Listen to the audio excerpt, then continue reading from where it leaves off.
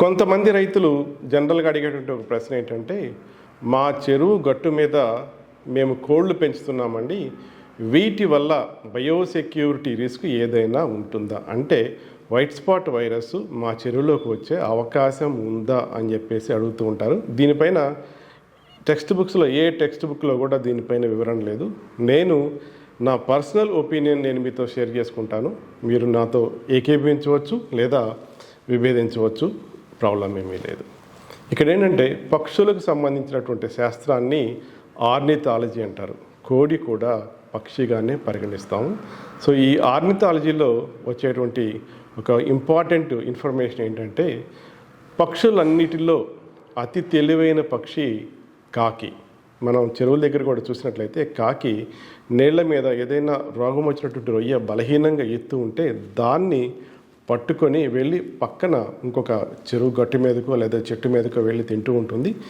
దీనివల్ల వైరస్ వ్యాప్తి చెందే అవకాశం ఉంది. అలాగే మిగతా పక్షులు మనం కొంగ చూసినట్లయితే కొంగ చెరువు నీటి అంచున వెయిట్ చేస్తూ ఉంటుంది. ఎప్పుడైతే వీక్ అయినటువంటి రొయ్య అక్కడికి వస్తుందో దాన్ని పట్టుకొని తింటూ ఉంటుంది. మరలా పక్క చెరువులోకి వెళ్తూ ఉంటాయి. నీటి కాకి కూడా మనం గమనించినట్లయితే చెరువు నీటిలో మునుగుతుంది, మరలా వెళ్ళి పక్క చెరువు నీటిలో మునుగుతుంది. అలాగే కింగ్ ఫిషర్ అన్న బర్డ్ కూడా మనం గమనించినట్లయితే అది నీళ్ళ మీద ఒకే పాయింట్లో ఎగురుతూ ఉంటుంది. ఎప్పుడైతే దానికి ఈ రొయ్య దొరుకుతుందో సడన్గా ఇమ్మీడియట్గా చాలా స్పీడ్గా వెళ్ళిపోయి ఆ రొయ్యను పట్టుకొని పక్కకి వెళ్ళిపోయి తింటుంది. ఇవన్నీ కూడా వైట్ స్పాట్ వైరస్ వచ్చినటువంటి రొయ్యల్ని ఒక చోట నుంచి ఒక చోటకి, ఒక పాండ్ నుంచి ఒక పాండ్కి తీసుకెళ్లేటువంటి అవకాశం ఉంది. ఇక కోళ్ళ విషయానికి వచ్చేటట్టు ఇవి వైల్డ్ యానిమల్స్ కాదు, వైల్డ్ బర్డ్స్ కాదు. ఇవి మన చెరువుల దగ్గర మనం పెంచుకునేవి మాత్రమే. సో వీటి వల్ల బయోసెక్యూరిటీ రిస్క్ ఉంటుందా అని ఒకసారి మనం చూసినట్లయితే, నా పర్సనల్ ఎక్స్పీరియన్స్ పూడిపర్తి అనే ఏరియాలో విజయలు అనేటువంటి ఒక ఫార్మర్ ఉన్నారు. ఆయన ఆ ఫామ్ చుట్టూతో కూడా ఎప్పుడూ కోళ్ళు పెంచుతారు. దాదాపు 15-20 కోళ్ళు ఆ చెరువు గట్టు చుట్టూతో తిరుగుతూ ఉంటాయి.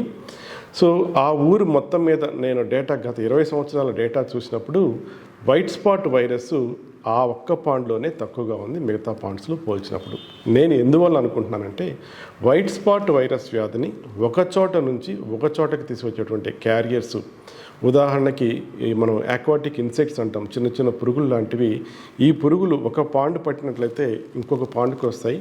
ఇవి కూడా ఆర్థ్రోపోడా ఒకే రొయ్య జాతికి చెందినయే కాబట్టి వైట్ స్పాట్ వైరస్ని ఈజీగా వ్యాప్తి చెందించగలవు. ఈ పురుగుల్ని చెరువు గట్టు మీదే ఈ కోళ్ళు ఏరుకొని తినటం వల్ల వైట్ స్పాట్ వైరస్ వ్యాధి రావడం తక్కువగా ఉంటుందనేది నా అభిప్రాయం. ఇంకోటి ఏంటంటే, ఈ కోళ్ళు ఉండటం వల్ల మిగతా పక్షులు కూడా తక్కువగా వస్తూ ఉంటాయి.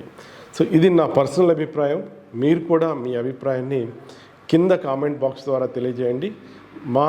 మా నోవాకెమ్ సంస్థ ఎప్పుడు కూడా మీకు అవసరమైన సమయంలో అవసరమైన ఇన్ఫర్మేషన్ ఇచ్చి మీ ట్రాన్స్ఫర్మేషన్కి ఉపయోగపడుతుందని ఆశిస్తూ సెలవు తీసుకుంటున్నాను.